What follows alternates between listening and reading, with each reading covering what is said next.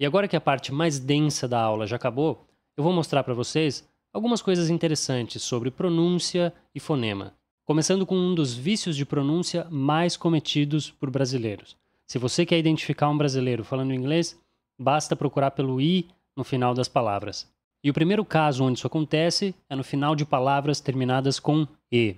Olha só essa palavra. Ela termina com e, porém, se a gente olhar a representação fonêmica dela, ela nos diz que o último fonema que deve ser pronunciado é o v.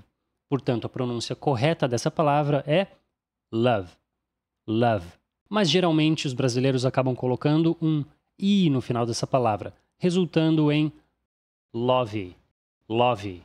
E isso acontece porque na língua portuguesa a gente está acostumado a pronunciar todas as letras de uma palavra. Só que no inglês esse nem sempre é o caso. Então quando a pessoa vê aquele e no final da palavra, ela acaba pronunciando como um i. Porque geralmente é o que a gente faz em português. Por exemplo, com a palavra come, bebe. Né? A gente não fala o e, mas a gente fala o i.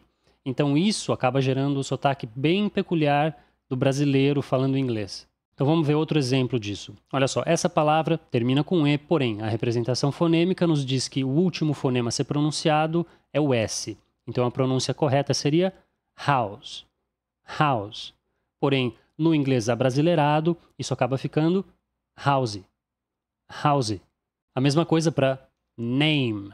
Name. Olha como o último fonema é o m, mas acaba resultando em name. Name. E nesse último exemplo, have. Have. E não have. Have. E o segundo caso onde isso acontece é quando a gente tem uma palavra que termina em consoante. Então, olha só, uma palavra como essa, best. Best. Por mais que a representação fonêmica nos diga que o último fonema a ser pronunciado é o t, o brasileiro acaba pronunciando best. Best. Então vamos ver mais alguns exemplos. Olha só, a palavra shop. Shop.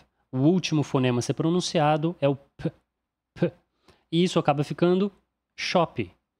Shop. E o mesmo acontece com good. Good não tem nenhum som de vogal depois de D, mas acaba virando good. Good. E por fim, back. Back. Olha como não tem mais nenhum som depois de k. E isso acaba virando backy. Backy.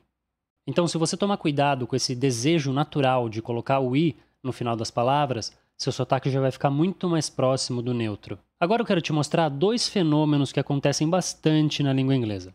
O primeiro deles são os heteronyms, ou seja, palavras que têm a grafia idêntica, porém a pronúncia e os significados são diferentes. Olha só esse exemplo. Essa palavra tem dois significados diferentes que mudam conforme a maneira como ela é pronunciada. Então, se a gente falar live, trata-se do verbo viver. Agora, se ela for pronunciada live, aí significa ao vivo. Essa palavra, se nós pronunciarmos read, trata-se do verbo ler. Agora, se ela for pronunciada read, read, trata-se do passado desse mesmo verbo. E essa aqui, olha só, repara que nessa aqui a sílaba tônica vai mudar. Então, primeiro a gente tem record, que significa recorde, enquanto a outra pronúncia é record, record, que significa gravar. E nessa palavra nós temos wind, que significa vento, ou então nós temos wind, que significa enrolar. E o outro fenômeno são as palavras chamadas homonyms, onde dessa vez a pronúncia é idêntica, porém a grafia e o significado são diferentes. Olha só esse exemplo. Nós temos a pronúncia week. Então, se nós escrevermos isso dessa maneira, week, nós temos a palavra semana. Agora, a gente também pode escrever assim, weak, mesma pronúncia. Porém, esse aqui é o adjetivo com significado de fraco, fraca. Olha só esse outro exemplo. A gente tem a pronúncia red. E se for escrito assim, trata-se da cor vermelho. Agora, se for escrito assim, trata-se do passado do verbo ler, que a gente acabou de ver. Aqui nós temos a pronúncia here, que pode ser escrito dessa maneira, significando aqui, ou então here, com o significado do verbo ouvir. E finalmente nós temos a pronúncia right, que pode ser tanto o verbo escrever quanto direita. Então, heteronyms e homonyms são dois fenômenos que acontecem bastante na língua inglesa, mas aos poucos você vai se acostumar com eles. E lembra que quem manda é o contexto, então apesar de todas essas semelhanças, você não vai confundir essas palavras. E outra coisa que também é muito comum, que eu já até cheguei a mencionar, é o fato de que na língua inglesa existem muitas letras silenciosas, ou seja, elas fazem parte da grafia da palavra, mas o impacto que elas têm na pronúncia é zero. Olha só essas 4 palavras. Elas parecem a mesma coisa, só que a pronúncia de cada uma delas é totalmente diferente. Então eu vou mostrar a representação fonêmica de cada uma, só que eu quero que você tente pronunciar antes de mim. Olha só. Thought, tough, though, through. Mas a boa notícia é que existe um certo padrão, olha só. Esse final ought, ele é geralmente usado no passado de alguns verbos. Então toda vez que você se deparar com um verbo desse tipo, você já vai saber como que é a pronúncia. Então, thought é o passado do verbo think, pensar. Aí a gente tem fought, sought, bought. Alguns exemplos. Então, fought é o passado do verbo fight, lutar. Sought é o passado do verbo seek, buscar. E bought é o passado do verbo buy, comprar. E ali na segunda coluna, tough é um adjetivo que significa difícil, basicamente, e existem outros adjetivos que também terminam com esse "-th". Por exemplo, rough, que curiosamente também significa difícil ou então áspero. E um outro exemplo é enough, que significa suficiente. E ali na terceira coluna nós temos though. Though significa contudo, e existem outras palavras que também têm essa terminação "ou". Por exemplo, dough, agora com D. Dough, que é uma massa para você fazer pão, por exemplo. E aí tem algumas palavras que fogem completamente de qualquer padrão e você só tem que aceitar que elas são pronunciadas daquela maneira. Essa aqui, por exemplo, como você acha que isso é pronunciado? A pronúncia disso é queue, e significa fila. E essa palavra aqui, como você acha que é a pronúncia? Aisle é a pronúncia. Então você vê que o S e o E não têm impacto nenhum na hora da pronúncia. Agora, na palavra night, a gente pode ver dois padrões. O KN em inglês tem som de N. Então essa palavra com o K pronuncia-se night e significa cavaleiro. Agora, se você tirar o K, ela ainda vai ser pronunciada night, porém com significado de noite. E o segundo padrão é esse ali em laranja. IGH normalmente tem som de I, e várias palavras no inglês utilizam esse padrão. Por exemplo, right, que a gente acabou de ver. E outro padrão que também tem som de N é o GN. GN normalmente tem som de N. Então essa palavra nós pronunciamos sign. Agora nessa próxima palavra, o C é silencioso. Então a pronúncia é muscle. E nessa aqui, o B é silencioso. Subtle. Então é por isso que lá no nosso livro de vocabulário, todas as palavras vêm com a representação fonêmica, porque assim, sempre que tiver alguma palavra com uma pronúncia estranha ou contraintuitiva, você vai conseguir falar corretamente. Bom, agora a gente está chegando bem perto do final dessa aula e o penúltimo assunto que eu quero te mostrar são as 26 letras do alfabeto. Como a gente acabou de ver, nem sempre na língua inglesa a pronúncia reflete todas as letras que compõem uma palavra.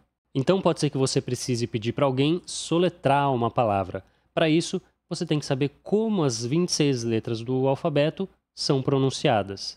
Inclusive, o verbo soletrar em inglês é spell. E para pedir para alguém soletrar uma palavra para você, você pode dizer "Could you spell that for me, please?" Pode soletrar, por favor? Então vamos lá, eu vou falar as 26 letras em seguida e você pode ir acompanhando a representação fonêmica aqui ao lado. A, B, C, D, E, F, G, H, I, J, K, L, M, N, O, P, Q, R, S, T, U, V, W, X, Y, Z ou Z. E para finalizar nossa aula sobre fonemas e pronúncia, eu vou resumir para vocês quais são aqueles fonemas que causam as diferenças mais significativas entre os dois sotaques mais comuns de inglês, o britânico e o americano. Lembrando aqui que eu estou me referindo às duas versões padrão desses dois sotaques. Então a gente já começa com as long vowels. Lembrando, isso acontece quando uma vogal é seguida pela letra R. Por exemplo, em start ou start, learn, learn, before, before, path, path. Outra coisa que acontece muito é quando uma vogal é seguida pelo R no final da palavra. No britânico, isso vira um schwa. Então, water, water versus water, water.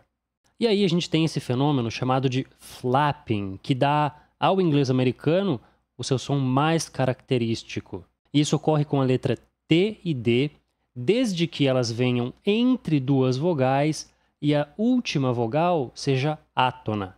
Então isso acontece em water, water. O T de water vem entre duas vogais e a letra E é átona.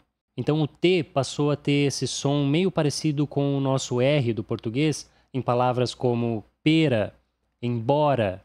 E esse som é representado por esse fonema parecido com um R que vocês estão vendo aí. Então vamos ver outros exemplos desse fenômeno chamado flapping. Butter. Olha só como o som de T existe no britânico. Enquanto no americano isso vira butter, butter. Mais um exemplo. Writing, writing, writing, writing. E agora vamos ver um exemplo com a letra D. Ladder, ladder, ladder, ladder. E para finalizar, mais uma palavra com D. President, president, president, president.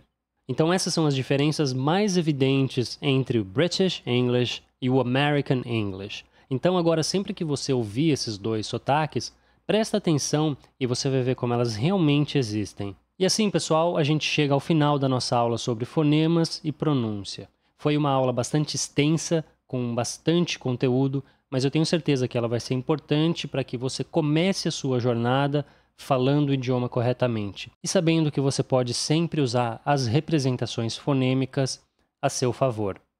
Então eu te encontro na próxima aula. See you soon and as always, keep to the path.